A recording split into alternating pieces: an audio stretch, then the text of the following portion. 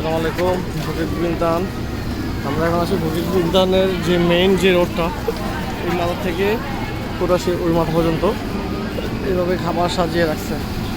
Malaysia বুকিট বিনতান আছি এখন বর্তমানে আমরা। রেস্টুরেন্ট দুই পাশে রেস্টুরেন্ট। রাত হলে এটা আরও জমজমাট হয়। এটা হচ্ছে এখন ওইভাবে জমজমাট হয়ে ওঠে নেই। রাত হলে ইনশাল্লাহ এটা ওখানে একটা ভিডিও করবো, তখন বুঝতে পারবেন যে কী পরিমাণ আসলে এখানে মানুষ হয় বা ইয়ে করে।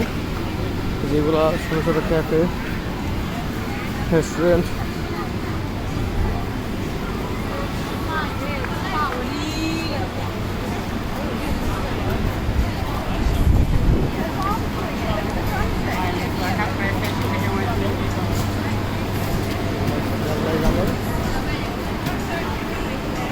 মানুষের থেকে আমি ট্রাভেল উইথ এনামুল থেকে বলতেছি।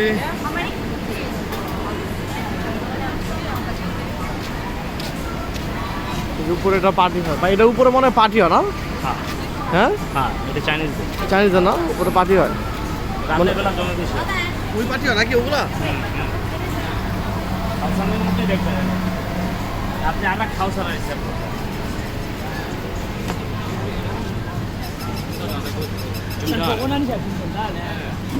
খাবারের দোকান, খেলনার দোকান, এই যেখানে বাজার চালায় পরিচালনা করে আমাদের বাঙালি ভাই। এই ফুডেছে এই জন্য কিছু আছে আবার মিক্সড আছে, ওরা আছে চাইনিজ। এখানে আবার একটা কি, এখানে অনেক দোকানদার মালিক হচ্ছে আপনার বাংলাদেশি, ফিলিপিন আছে, তারপর ইন্দোনেশিয়ান আছে, মালাই আছে, সব মিলে জিলে আর কি এখানে ব্যবসা করে। মালয়েশিয়া অনেক অনেক জায়গা থেকে অনেক জায়গা থেকে এসে এখানে ব্যবসা করে আর কি মানুষ।